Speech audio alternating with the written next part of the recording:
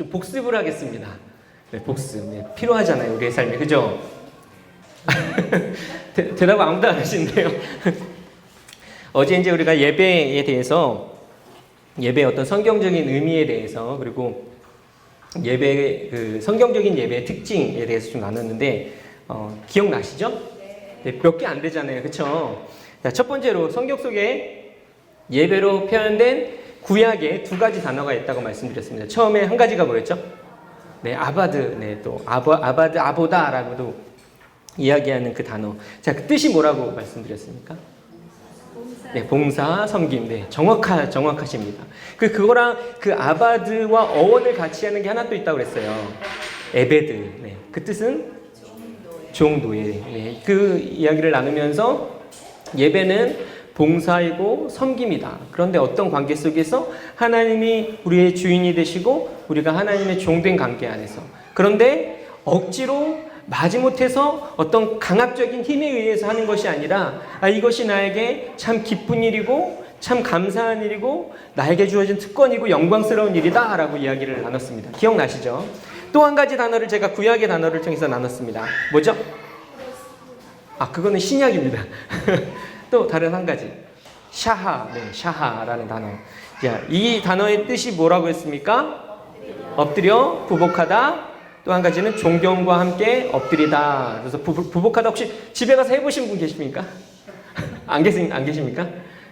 부복하다 이렇게 보통 이 얘기 들으면 집에 가서 궁금해서 한번 해보거든요. 네, 저는 그랬는데 뭐 안 할 수도 있죠. 네. 네, 이게 참 이것은 자신을 낮추는 것이고 상대방을 높이는 어떤 의미를 담고 있고 또 거기에 있어서 어떤 그 불편함까지도 우리가 감수하면서까지도 하나님을 경외하는 어떤 마음들, 그분을 향한 존경의 마음들을 표시하는 것에 대해서 또 엘리사의 그 기도를 통해서 그 간절함을 담고 있는 그런 마음들을 함께 이야기하면서 이것이 예배의 의미를 가지고 있다라는 이야기를 했습니다. 또 신약에서 예배로 번역된 단어 프로스크네오. 네, 이거 뜻이 뭐라 그랬습니까? 네, 모모에게 입을 맞추다. 또 한 가지 뜻이 있다고 했죠? 모모에게 가치를 돌리다. 네, 입을 맞추다에서 제가 애완견에 대한 예를 들면서 주인이 내민 손을 막 꼬리를 흔들면서 달려와서 입 맞추는 그 애완견과 같은 그러한 마음으로 하나님 앞에 나아가는 것. 또 그렇게 하나님 앞에 가치를 돌려드리는 그것이 예배다라는 이야기를 했습니다. 그리고 이러한 예배라는 단어, 또 경배라는 단어가 쓰여진 성경의 구절들을 보면서 세 가지로 그 예배의 특징, 성경 예배의 특징을 꼽았는데 하나님을 경외하는 일이다, 하나님을 향한다, 또 적극적으로 예배자가 참여한다 이런 이야기를 나눴습니다. 그리고 마지막으로는 우리 간사님께서도 나눠주셨지만 아무리 그렇다고 하더라도 이 모든 것을 다 통틀어서 한다고 할지라도 우리가 예수 그리스도의 보혈의 은혜 없이는 하나님 앞에 나아갈 수 없다라는 이야기를 나눴습니다. 네, 이렇게 나누고 나니까요. 어제 굳이 뭐 그렇게 1시간 반 동안 이야기할 필요 없이 10분이면 정리되는 거를 막상 나누고 보니까 별로 크게 뭐 이렇게 많은 내용이 있지는 않았던 것 같습니다. 네. 오늘도 여러 개를 나누겠지만 뭐 많은 내용들이 그 안에 있지는 않아요. 근데 중요한 거는 우리가 하나를 안다고 하더라도 그 하나를 할 수 있는 그것이 훨씬 더 중요하다고 생각이 됩니다. 오늘 함께 나누려고 하는 것은요. 요한복음 4장에서 말하고 있는 영과 진리의 예배에 대해서 이야기를 나눠보려고 합니다. 여기서 예배라는 단어를 제가 뭐라고 말씀드렸으면 기억나세요? 여기에 쓰여진 영과 진리의 예배라는 이 단어 예배가 바로 프로스큐네오. 네. 헬라어 원어에 프로스큐네오라고 쓰였다라고 이야기를 했었습니다. 왜 이 영과 진리에 대해서 나누려고 하냐면 하나님께서 성경을 통해서 이렇게 예배하는 자를 찾으신다라고 말씀하셨기 때문입니다.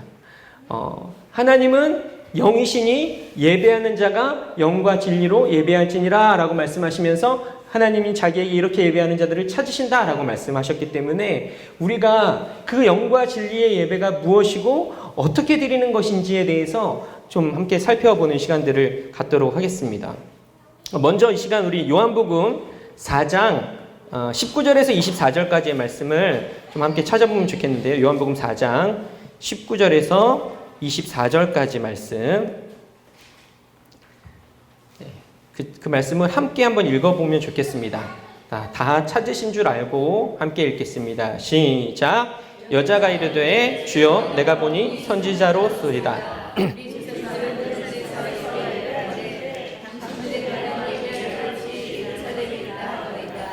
예수께서 이르시되 여자여 내 말을 믿으라. 이 산에서도 말고 예루살렘에서도 말고 너희가 아버지께 예배할 때가 이르리라. 너희는 알지 못하는 것을 예배하고 우리는 아는 것을 예배하노니 이는 구원이 유대인에게서 남이라. 아버지께 참되게 예배하는 자들은 영과 진리로 예배할 때가 오나니 곧 이때라. 아버지께서는 자기에게 이렇게 예배하는 자들을 찾으시느니라. 하나님은 영이시니 예배하는 자가 영과 진리로 예배할지니라. 아멘. 이 말씀은 잘 아시겠지만 예수님과 그 사마리아 여인의 만남 가운데 있었던 그 사건을 다룬 내용의 말씀입니다. 예수님이 유대를 떠나서 갈릴리로 가시기 위해서 그 사마리아라는 지역을 통과하십니다. 다 아시겠지만 당시의 유대인들은 그 사마리아라는 지역을 통과하지 않았습니다. 왜냐하면 그 사마리아인들을 더럽다고 여겼기 때문이죠. 그들이 다른 민족들과 혼혈이 되어서 그들을 이방인 취급하는 거예요. 그래서 그 사마리아를 질러가면 빨리 갈 수 있는 길이지만 굳이 그 길을 가지 않고 삥 돌아서 가는, 그렇게 당시 유대인들은 했습니다. 그런데 예수님이 갈릴리로 가기 위해서 그 사마리아 지역을 통과하시는 겁니다. 근데 저는 이제 여기서부터 한 가지 의문을 갖고 싶은 것은 과연 예수님이 갈릴리로 가는 그 길을 지나기 위해서 그 길을 가셨을까? 저는 그것이 아니라 그곳에서 사마리아 여인을 만나기 위해서 들어가셨다라고 생각이 됩니다. 그리고 그 사마리아 여인을 만나기 위해서 우물가에서 기다리시고 그 한낮에 사람들의 눈을 피해서 나온 그 사마리아 여인과 만나서 이야기를 나누죠. 그 하는 내용들, 그 물을 달라 뭐 이런 얘기들을 하면서 갑자기 예수님이 그 여인의 삶에 숨겨져 있는 사람들에게 공개하고 싶지 않고 드러내고 싶지 않은 그 일을 갑자기 딱 말씀을 하십니다. 그 일에 이 여인이 딱 느꼈겠죠. 이 사람 보통 사람이 아니다. 보통 사람으로서는 할 수 없는 일, 보통 사람으로서는 알 수 없는 그 일에 대해서 예수님이 말씀하시는 것을 보고 그렇게 고백합니다. 선지자이십니까? 선지자이십니다. 라는 이야기를 합니다. 그리고 이제 이런저런 막 이야기를 나누다가 갑자기 어떤 대화로 가냐면 예배에 대한 이야기를 물어봐요. 이 여인이. 우리 조상들은 이 산에서 예배하였는데 당신들의 말은 예루살렘에서 예배한다. 뭐 이런 얘기들을 합니다. 이 대화를 이렇게 보면 이렇게 대화하는 것 속에서 무엇을 좀 저는 생각을 했냐면 이 여인의 진짜 관심이 예배가 아니었을까라는 생각을 했습니다. 여러 가지 어떤 삶의 부분들이 있지만 정말 선지자라고 생각되어졌을 때 예수님께 물었던 것이 어디가 예배하는 장소가 맞습니까? 라는 것. 정말 하나님께 예배를 드리는데 어디가 예배하는 장소가 맞습니까? 라고 묻는, 그것이 어쩌면 여인에게 있어서 가장 궁금한 내용이었다라고 생각이 됩니다. 그런데 그런 여인의 어디가 예배하는 곳이 맞습니까? 라는 질문에 예수님은 전혀 다른 대답을 하십니다. 여기서도 말고 저기서도 말고 참된 예배를 드려라 라고 말씀을 하시죠. 저는 이 모습을 보면 지금 우리가 살아가는 시대 속에서도 이러한 모습이 있다고 생각됩니다. 많은 사람들이요, 어디서 예배를 드리는가, 어디가 예배의 장소인가 라는 궁금증을 가지고 살아갑니다. 자신의 관심인 거죠. 나의 관심을 가지고 나만의 관심을 가지고 예배한다라는 것입니다. 그런데 본문에서 보면 예수님은 그 어디서 예배하는가가 중요한 것이 아니라 참된 예배를 말씀하세요. 어디서 예배를 하는가, 이런 것에 이 부분에 좀 집중하다 보면 어떤 문제가 생기냐면 예배에 대한 시간과 장소를 스스로 한정 짓는 것입니다. 사실 예배라는 것이 여러 가지 요즘에 들어서 이제 여러 가지 의미들이 있잖아요. 우리가 공적으로 드리는 주일 예배도 예배지만 또 삶도 예배다, 이런 얘기들을 합니다. 근데 이런 자신의 관심을 가지고 살아가는 분들의 예배는 어떤 이 예배 드리는 시간들을 어떤 특정한 시간 안으로 한정시켜 버리기도 하고, 예배 드리는 공간도 어떤 교회와 성전이라는 어떤 공간의 개념으로 예배를 한정시켜 버린다는 것입니다. 이것은 예수님이 말씀하신 참된 예배의 기준과는 참 많이 멀어진 그런 모습입니다. 제가 이 이야기를 나눌 때마다 생각나는 한 가지 사건이 있습니다. 제가 청년 때에 있었던 일인데, 제가 이제 섬기던 교회는, 청년 때 섬기던 교회는 서울에 있는 아주 큰 교회였습니다. 아주 큰 교회. 주일이 되면 이제 정말 발 디딜 틈도 없이 정말 많은 사람들이 모이는 그런 교회였습니다. 그러다 보니까 예배가 시작되는 시간이나 또 아니면 마치었을 때에는 막 온갖 곳이 막 붐볐어요. 이렇게 막 서로 걸어 다니기가 힘들 정도로, 그 정도로 이렇게 사람들이 많았습니다. 그때 이제 제가 교회에서 찬양팀으로 섬기고 있었는데, 제가 섬기는 이제 찬양팀실에 연습을 하거나 모임을 하기 위해서 올라가려면 엘리베이터를 타고 10층까지 이제 올라가야 되는 거였어요. 근데 사람이 많으니까 보통 이제 줄을 서 있다가 한 이 줄이 두세 차례 이렇게 엘리베이터가 움직이고 나서 그 다음에 엘리베이터를 탈 수 있었습니다. 그런데 이제 뭐 줄을 서 있다가 또 하나 올라가면 또 이제 줄이 조금씩 줄어들잖아요. 이제 요번에 딱 오면 내가 탈 수 있겠다라는 어떤 그런 상황이 옵니다. 근데 이제 엘리베이터 딱 와서 갑자기 타려고 그러면 제 앞에서 누군가 쑥 들어가는 거예요. 제가 줄을 서고 저기서부터 여기까지 왔거든요. 그런데 갑자기 제 앞에서 누군가가 갑자기 어디선가 문득 나타나가지고 제 앞을 쑥 들어가서 아무렇지도 않은 척 서 있는 거죠. 정말 이런 일들을 정말 많이 겪었습니다. 어쩌다 한 번 겪은 게 아니라 거의 매주일마다 그런 일들을 겪었던 것 같아요. 특별히 이제 저는 그 질서에 대한 약간 민감함이 있어요. 제 상처인 것 같아요. 이게 그래서 뭐 운전을 하다가도 차가 끼어 들어왔다. 그럼 참지를 못하겠어요. 차라리 이 차가 딱 끼어 들어왔는데 비상등을 딱 켜준다. 그러면 네. 급한 일이 있나 보다. 이렇게 되는데 그걸 안 하면 막 제가 막 이 차를 다시 앞질러 가가지고 그 앞에 있어야만 이 직성이 풀리는 것 같은 그런. 제가 어렸을 때 무슨 상처가 제가 있나 봐요. 참을 수가 없어요. 막 지하철 뭐 이런 거 탈 때도 누군가 이렇게 세치게 하면 그거를 막 견디지를 못하겠더라고요. 그러니 그때 제가 마음이 얼마나 어려웠겠습니까? 근데 그 당시만 해도 제가 이제 20대 중반 정도의 젊은 청년이었고, 또 그렇게 하시는 분들은, 여기에 계시는 분들은 한 분도 그러지 않으실 텐데 대체적으로 좀 연세가 있으신 집사님들, 권사님들이셨기 때문에 젊은 제가 뭐라고 말씀을 드리기가 참 어려운 거예요. 그리고 제가 이제 아까 찬양팀으로 섬기고 있었다고 그랬잖아요. 그러니까 앞에 서서 뭐 마이크를 잡고 싱어를 하고 찬양 인도를 하고 그런 입장이다 보니까 제가 막 거기서 제 이 감정이 올라오는 대로 막 할 수가 없는 그런 상황이었습니다. 근데 그 일을 겪으면서 제 안에 어떤 의문이 있었냐면, 과연 저분들은 지금 교회에 예배하러 온 분들이 맞을까라는 거였어요. 도대체 예배를 드리러 온 분들이 왜 저럴까? 예배를 드리러 온 분들이 질서도 지키고 이래야지 왜 그럴까?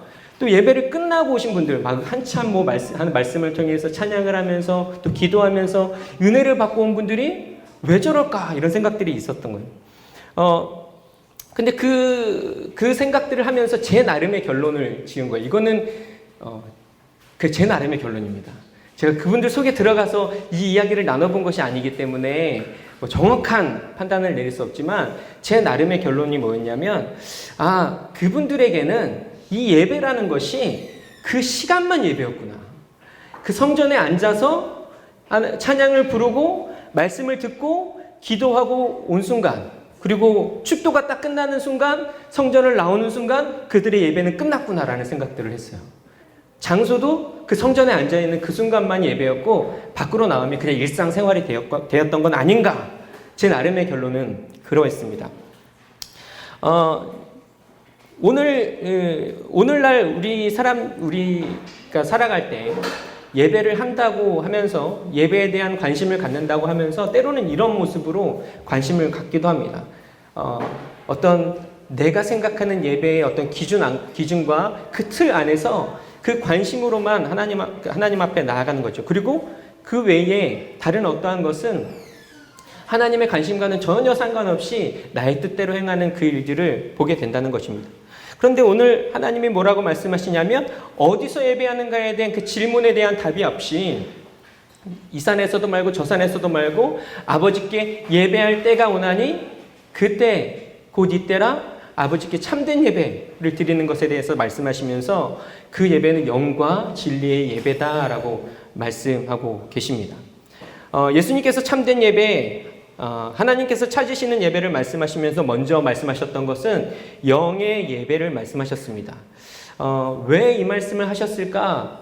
영의 예배가 무엇일까? 이것을 먼저 우리가 이해하려면 먼저 그 용어부터 좀 살펴볼 필요가 있습니다. 어제도 예배에 대해서 그 용어를 살펴보았던 것처럼. 자, 우리가 언어를 사용하다 보면요, 말을 하다 보면, 다른 단어이지만 동일한 뜻으로 사용할 수 있는 단어들이 있습니다. 예를 들면, 자동차라는 단어가 있죠. 제가 국어를 전공하지 않아서 잘 모르겠는데 자동차라는 단어가 있고 그냥 차라고 말하는 단어가 있지 않습니까? 두 개가 다른 단어잖아요. 그렇죠. 하나는 한 글자고 두 번째는 세 글자잖아요.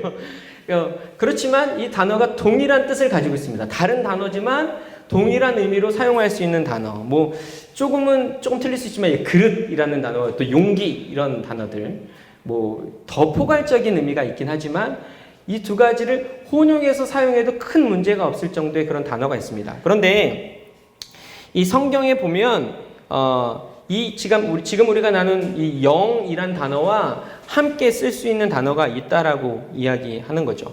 그 바인 성경 용어 사전이라는 책에 보면 요한복음 그 4장에 영이라는 단어를 다양한 뜻으로 사용하고 있다고 합니다. 그 뜻은 그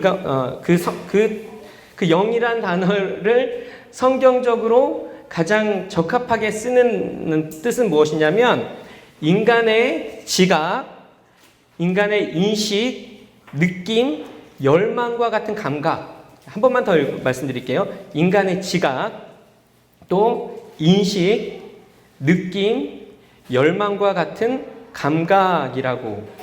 그것이 영이라는 단어, 이 단어가 가지고 있는 뜻이라고 합니다. 이것을 뭐 줄여서 한마디로 얘기한다면 인간의 내면이라고 이야기하는 거죠. 인간의 내면. 그리고 이 인간의 내면이라고 말하는 그 영이라는 그 단어를 동일하게 동의어로 똑같은 뜻으로 사용하고 있는 단어가 무엇이냐면 마음이라고 이야기합니다. 제가 말하는 게 아니고요. 성경 사전, 제가 제 마음대로 이야기하는 게 아니라 어떤 증명된 어떤 책에서 이렇게 이야기하고 있다는 것입니다. 즉 영이라는 단어와 마음이라는 단어가 동일한 뜻을 가지고 있는 동의어라고 말하는 거죠. 즉 영으로 예배한다라는 이것은 나의 내면, 내 내면의 자아가 내 내면의 자아, 즉 마음으로 하나님을 예배하는 것이다 라고 이야기하는 것입니다. 내 행동만이 아니라 나의 어떤 움직임과 나의 어떤 표현들 뿐만 아니라 나의 이 마음의 이 중심과 내면에 있는 나의 자아가 정직한 마음으로 하나님께 나아가는 것이 바로 영의 예배다라고 말하고 있는 것이죠. 영의 예배라는 이런 것입니다. 성경에서는 그 예배에 대해서 이야기를 하시면서 예배를 이야기하면서 또 예배를 하고 있는 장면에 대해서 이제 이야기를 하면서 어떤 성경의 말씀, 어떤 구절에서는 하나님께서 예배를 받으신다, 하나님께서 그 예배를 흠양하신다라는 표현도 있지만 또 어떤 장면에서는 그렇게 드려지는 예배를 하나님 받지 않으시는 그런 내용의 말씀들도 나타나고 있습니다. 오히려 그 예배를 받지 않으실 뿐만 아니라 그 예배하는 자들에게 나무라시기도 하고 꾸짖기도 하시는 그러한 내용들이 나타나고 있죠. 그 가운데 우리 하나의 말씀을 좀 살펴보았으면 좋겠는데요. 우리 이사야서 1장 11절에서 14절까지 오늘 나누는 구절들마다 좀 긴데요. 네, 양해를 부탁드리겠습니다. 이사야서 1장 11절에서 14절 말씀입니다. 이사야서 1장 11절에서 14절 우리 이 말씀을 함께 또 읽어보도록 하겠습니다. 자, 찾으신 분들 함께 시작. 여호와께서 말씀하시되 너희의 무수한 재물이 내게 무엇이 유익하뇨? 나는 순양의 번제와 살찐 짐승의 기름에 배불렀고 나는 수송아지나 어린 양이나 순념소의 피를 기뻐하지 아니하노라. 너희가 내 앞에 보이오니 그것을 누가 너에게 요구하느냐 내 마땅한 밟을 뿐이라. 헛된 죄를 단식하여주라. 분양은 내가 가증히 여기는 바요 월삭과 안식일과 대회로 모이는 것도 그러하니 성회와 아울러 악을 행하는 것을 내가 견디지 못하겠노라. 내 마음이 너희의 월삭과 정한 절기를 싫어하나니 그것이 내게 무거운 짐이라. 내가 지기에 곤비하였느니라. 자, 이 말씀을 보면요, 하나님께 제사를 드리지만 그 제사를 하나님께서 받지 않으신다라고 말씀하십니다. 왜 그러실까요? 왜 하나님은 이 제사를 받지 않으신다라고 말씀하실까요? 그리고 더 적극적인 표현으로 왜 싫어한다라고 말씀을 하셨을까? 혹시 드려진 제물에 문제가 있었을까요? 오늘 읽었던 말씀에는 제물에 대해서 이러한 표현합니다. 무수한 제물이라고 표현하고 또 다른 표현으로는 살찐 짐승이라는 표현들을 합니다. 저는 이러한 표현들을 볼 때 그 제물 자체, 제사를 드리기 위해서 가지고 갔던 그 제물 자체에는 문제가 없지 않았을까라고 생각을 합니다.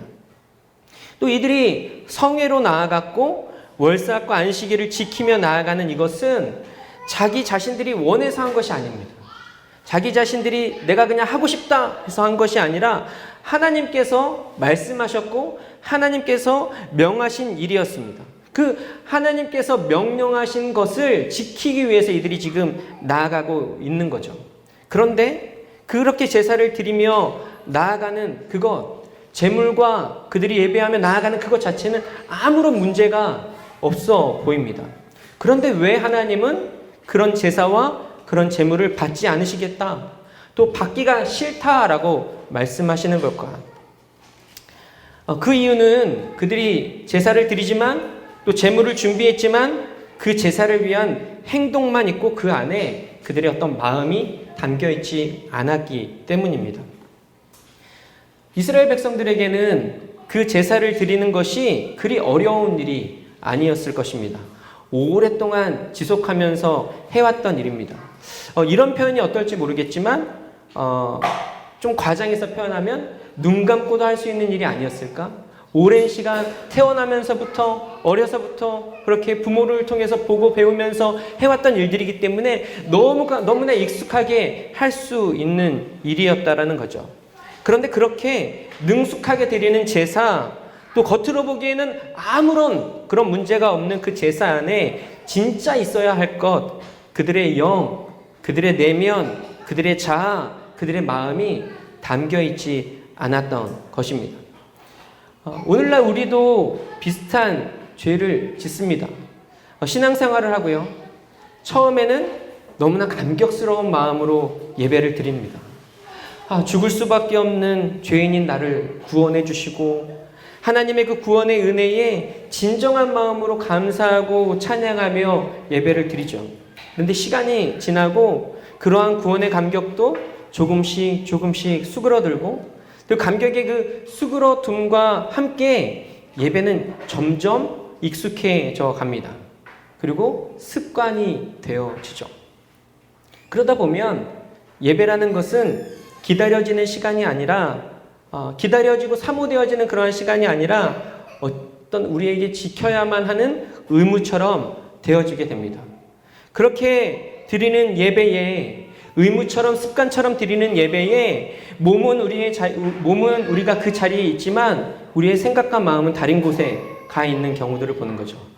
이 예배가 도대체 언제 끝날까라는 생각을 가지고 저도 계속 지금 저기 시계가 보이는데 시계를 바라보고, 또 내가 이 예배가 마치고 나면 무엇을 할까에 대한 막 생각들을, 예배가 끝나면 한 12시 반 정도 되니까 그때부터 무엇을 할까에 대한 생각들을 막 하기 시작하는 거죠. 내 삶에 의미 있는 다른 무언가를 생각하느라 우리의 생각과 우리의 마음의 중심들은 그 몸과 함께 있는 것이 아니라 떠나 있는 경우들이 많다는 것입니다. 여러분, 습관은 우리의 삶을 유익하게 합니다. 사실 습관이라는 것은 정기적인 어떤 내가 운동을 하는 습관이 있다. 이것은 우리의 몸을 건강하게 만들죠. 또 내가 정기적으로 뭐 한 달에 뭐 일주일에 한 권 아니면 한 달에 한 권 이렇게 책을 읽는 습관이 있다. 이것은 또 우리의 어떤 정서적인 어떤 이 체험들을 주는 아주 좋은 습관들이 됩니다. 신앙 안에서도 마찬가지입니다. 우리가 정해진 시간 안에 나아가서 하나님 앞에 기도하는 습관들이 있다면 참 좋은 습관이죠. 또 말씀을 읽고 묵상하는 이러한 습관들은 우리의 삶을 더 건강하게 또 우리의 영적으로 우리의 영을 더 충만하게 만듭니다. 그런데 이 습관이란 것이 좋은 것만은 아닙니다. 특별히 예배에 있어서는 좋지 않을 수 있는 거죠. 왜냐하면 습관이라는 것이 자칫 잘못하면 마음으로 드리는 참된 예배에 방해가 되기 때문인 것입니다. 저는 이제 어제도 그런 말씀을 드렸었지만 오랫동안 이제 찬양 인도를 해왔습니다. 그러다 보니 이제는 찬양 인도를 하는 것이 많이 익숙해져 있습니다. 예전만큼 그렇게 떨리지 않습니다. 제가 처음 찬양 인도했을 때 이제 23살 때 이제 처음으로 찬양 인도를 했는데 원래 그때 이제 제가 싱어였거든요. 남자 싱어였는데 어느 날 갑자기 그 당시 찬양 인도를 하고 계셨던 간사님이 이제 얼마 남지 않았는데 저한테 갑자기 이번 주 그때 제가 토요일 날 무슨 집회를 섬겼는데 이번 주에는 네가 찬양 인도해봐 이러시는 거예요. 갑자기. 아유 전 못한다 막 이렇게 얘기를 하다가 뭐 시키시니까 어쩔 수 없이 이제 시작을 했어요. 근데 그때 예배를 1시간 정도 찬양을 했어요. 시간이. 근데 처음이니까 제가 얼마나 많이 준비를 했겠습니까? 막 준비를 하고 준비를 해가지고 이렇게 완전히 이제 제가 너무 떨리니까 딱 준비를 하고 시작했는데 1시간을 가야 될 게 40분이 채 안 돼서 끝나버렸어요. 이 준비된 콘티가. 근데 딱 마지막 찬양을 하는데 막 머리가 갑자기 검해지는 거예요. 막 정신이 혼미해지고 시간은 아직 20분이 넘게 남았는데 찬양이 딱 끝났는데 딱 시계를 보니까 한 21분, 2분 정도가 남아있었던 거예요. 근데 제가 그 자리에 아무것도 할 수가 없어서 이렇게 그리고 서 있었어요. 예배가 끝나고 여기 회중들이 이렇게 있으면 저렇게 제가 가만히 이렇게 서 있으니까 분위기가 이상하잖아요, 이분들이. 그러니까 막 박수를 막 쳐주는 거예요.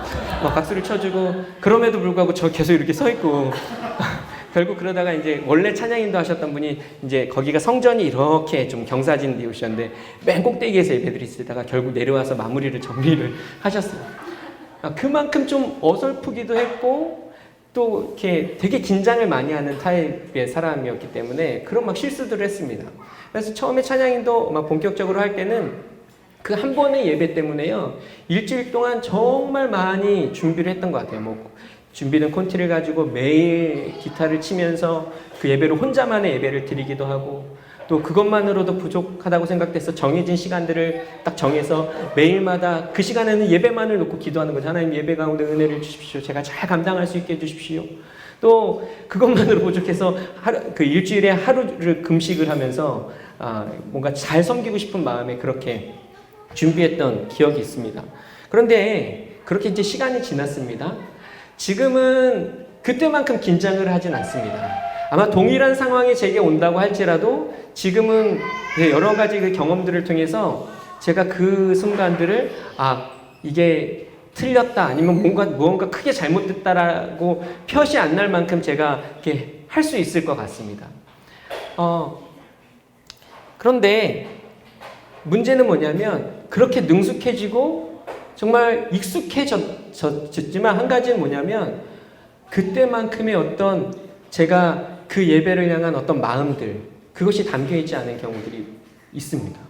제가 앞에서 찬양 인도를 하지만 밖에서 볼 때는 아무렇지도 않은 정말 은혜롭게 찬양하는 것처럼 보이지만 얼마든지 딴 생각을 저는 할 수가 있습니다. 이제는. 그때는 할 수 없었던 일들이 이게 너무 익숙해지고 너무 정말 이렇게 능숙하다는 표현을 제가 저 스스로 쓰기가 참 그렇지만 능숙해지니까 얼마든지 제가 보여지는 것에 있어서는 아무런 문제가 없이 저는 얼마든지 다른 생각을 할 수 있다는 거예요. 하나님 위대하고 광대하십니다 라고 생각하면서 제가 좋아하는 무언가에 대한 딴 생각으로도 얼마든지 예배할 수 있는 이러한 비슷한 일들이 우리에게도 일어날 수 있습니다.